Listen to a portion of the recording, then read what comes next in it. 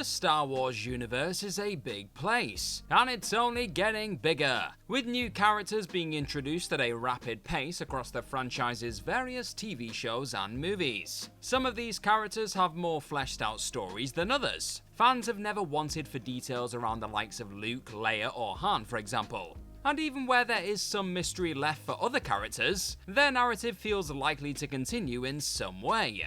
There are some characters, however, whose time in Star Wars seem to end without having their final chapters explored.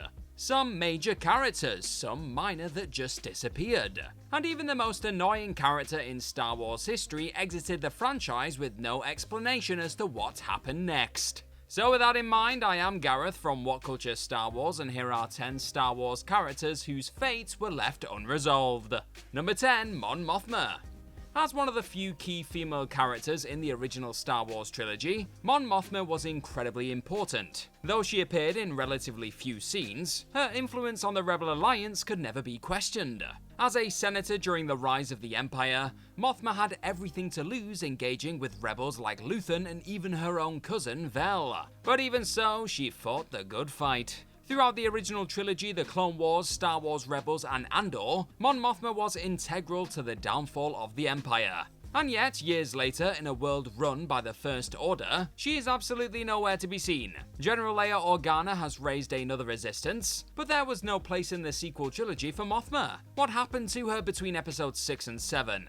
Though she has appeared in Rebels and will certainly have a role to play in the second season of Andor, none of this will go to explain anything post-Battle of Endor. An appearance in The Mandalorian or Ahsoka shouldn't be ruled out entirely, but it seems likely that this will be a question mark that hangs over the character for some time to come. Number 9, Jar Binks. The Gungan was probably the most despised Star Wars character of all time back when he first arrived during The Phantom Menace, and though actor Ahmed Best was given some form of redemption in The Mandalorian, the same cannot be said for Jar Jar. Mayfeld did his own Gungan impression in The Mandalorian, and the annoying creature himself appeared across several episodes of The Clone Wars, but those were rather limited. And yet, as annoying as Jar Jar was, that doesn't stop fans from wondering what happened to him. Not only was he infamous within the Star Wars fandom, he was a vitally important character within the Star Wars universe, as it was he who convinced the Senate to give Palpatine the emergency powers that ultimately created the Empire. In the Star Wars Aftermath novel, it is told that Jar Jar was exiled once again for his actions, but there are few other details available. There are plenty who still subscribe to the Darth Jar Jar theory, and until it is disproven beyond any doubt, they always will. What Star Wars theory will you forever stand by? Let me know down below in the comment section, my friends. Number 8, Trace and Rafa. In the long-awaited final season of Star Wars The Clone Wars, the 12 episodes were essentially split into 3 separate storylines. There was the introduction of the Bad Batch, which of course fed into Clone Force 99's own show, and Ahsoka's point of view of Order 66. The other 4 episodes still surrounded Ahsoka, but on Coruscant's underbelly after excommunicating herself from the Jedi Order. Here she befriended Trace, a wannabe pilot, and her older sister Rafa, who made a living in and around the line between legal and not. The two sisters, who hated the Jedi Order by the way, grew close to Ahsoka Tano, and played a major role in the final season of The Clone Wars. However, outside of a single appearance in the Bad Batch Season 1, both Trace and Rafa have been MIA on Star Wars screens ever since. During their appearance opposite Hunter and the rest of Clone Force 99, the clones turned over key separatist information to Trace and Rafa, as their cause was greater than their own. How great could it have been though, since nothing has been heard of it since? Will we ever find out what happened to Trace and Rafa? Could there be space on Disney Plus for a live-action version in Ahsoka later this year? Or have they simply faded into the binary sunset? Number 7, Edris and Peavy. Throughout the entire Star Wars franchise, there have been some incredible villains introduced. There's Darth Vader, of course, arguably the greatest cinematic antagonist of all time, and also Palpatine, Kylo Ren, Snoke, Darth Maul, and so many more. There is far more to the evil side of this galaxy, however, with plenty of nameless and faceless stormtroopers, droids, and forgettable henchmen. One of these, Edris and Peavy, proves such a claim, as you have probably never heard that name before. Peavy is the character portrayed by British actor Adrian Edmondson in The Last Jedi. He was something of a deputy to General Hux throughout the movie, but when The Rise of Skywalker was released, he was absolutely nowhere to be seen. Instead, he had seemingly been replaced by Richard E. Grant's General Pryde, with no explanation as to what actually happened to him. Pride ultimately played a larger role in the Skywalker saga and even killed Hux himself. But what happened to Peavey that allowed Grant's character to step up in the first place? Number 6. Petro, Katuni, Biff, Gnodi, and Zat. When Emperor Palpatine uttered his command for all clone troopers to execute Order 66, the goal was for the entire Jedi religion to be wiped out. This was largely successful, but not 100%. The likes of Yoda, Obi-Wan, Grogu, Caleb Dume, Ahsoka Tano, and more survived the attack, as well as the lesser-known Jedi Gungi. The lightsaber-wielding Wookiee was shown to be alive post-Order 66 in the Bad Batch, but made his Star Wars debut in the Clone Wars. In Season 5's The Gathering, Gungi was one of several Jedi younglings who went to Ilum to find their own personal kyber crystal from which to craft their lightsaber. Though only younglings, they certainly weren't safe from the likes of Anakin Skywalker and the Clone Army, but it seems like every day more and more Jedi are revealed to have survived. Petro, Katuni, Biff, Gnodi, and Zat entered the Crystal Caves with Gungi, but it's impossible to say right now whether any of them actually survived the forming of the Empire. No one really expected Gungi to show his big hairy face on screen again, so who knows if fans will ever see his fellow younglings rock up somewhere in the future. Number 5. The Twins. During the original trilogy, Tatooine was run by Jabba the Hutt and his entourage. But when the big slug was knocked off at the beginning of Return of the Jedi, his empire fell to Bib Fortuna. Jabba's heir was then unceremoniously killed, and the role of Daimyo fell to Boba Fett, because reasons. From there, everyone's favourite bounty hunter, at least before his disappointing series actually released, would face opposition to his throne, and not just from Cad Bane and the Pike Syndicate. Initially, it was Jabba the Hutt's cousins, known only as the Twins, who opposed Boba Fett's rule. The Hutt family was far more than just Jabba, with several different Hutts appearing over the course of the franchise. And it seemed that the Twins weren't about to take this slight on their family lightly. However, even after sending Kristan to kill Boba Fett, the Twins just upped and left both Tatooine and their claim to Jabba's empire after the appearance of the Pikes. Are we really supposed to believe that this is the end of their story? As crime lords, surely they didn't just return to Nal Hutta and live peaceful lives, right? Number 4. Janna.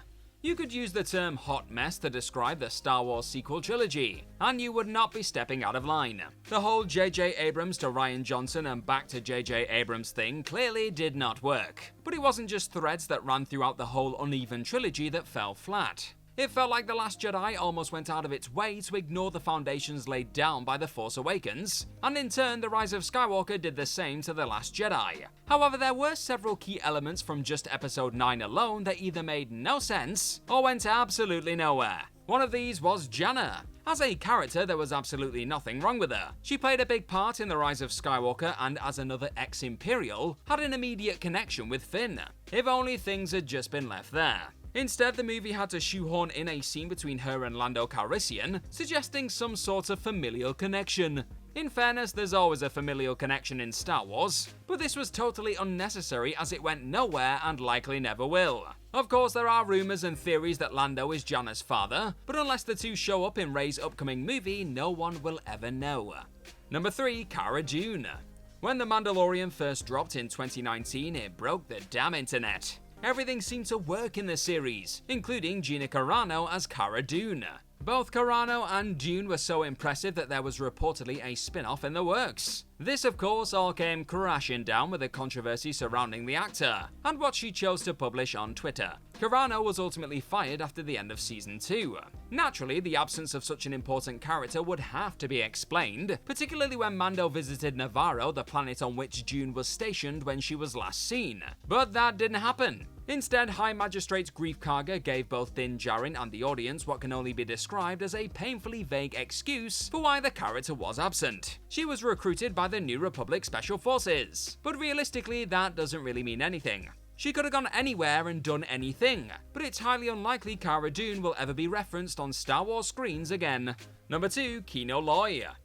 Despite the wild popularity of The Mandalorian, you could argue that Andor is actually the strongest of the Star Wars Disney Plus shows so far. And one of the biggest surprises from the first season was the unexpected and exceptional appearance from Andy Serkis. In recent years, Serkis has stepped away from being the motion capture guy, and his performance as Kino Loi only added to his impressive CV. Though he was the no-nonsense leader of Cassian's room on Narkina 5, he was still a prisoner himself, and though it took some convincing, he joined in the uprising that ultimately saw the entire prison break free. There was just one issue, however. The inmates all jumped to their freedom into the ocean, but Kino Loi couldn't swim. Awkward. He told Andor this as the rest of the prisoners overflowed into the water and seemed to back away from the precipice. So what happened to him? He may not have wanted to jump, but what awaited him if he didn't? Could he have jumped and been carried to shore? Maybe like Andor, he was forced over the side by the human wave escaping incarceration. Or maybe he just didn't make it. Number 1. Mace Windu. When Revenge of the Sith was released 18 years ago, oh boy, we're getting old, Mace Windu was killed. There was no question, he had his hand cut off by Anakin and took a full force hit from Palpatine's powers before falling from a very, very, very high window on Coruscant. Game over, right?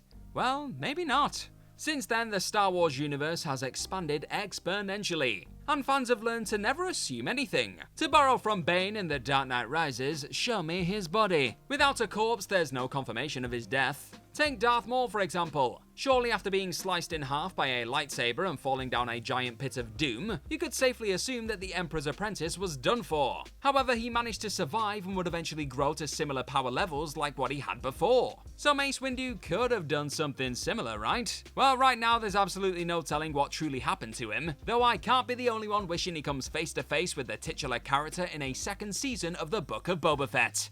For Django! And that's our list. Know of any other Star Wars characters whose fates were left unresolved? Let us know all about them in the comment section right down below, and don't forget to like, share, and click on that subscribe button while you're down there. Also, if you like this sort of stuff, then please head on over to whatculture.com and find some more fantastic Star Wars articles, just like the one this video you're watching right now is based on. I've been Gareth from What Culture Star Wars. May the Force be with you as always. Thanks for clicking on this video today, and hopefully we will see you soon. Bye bye!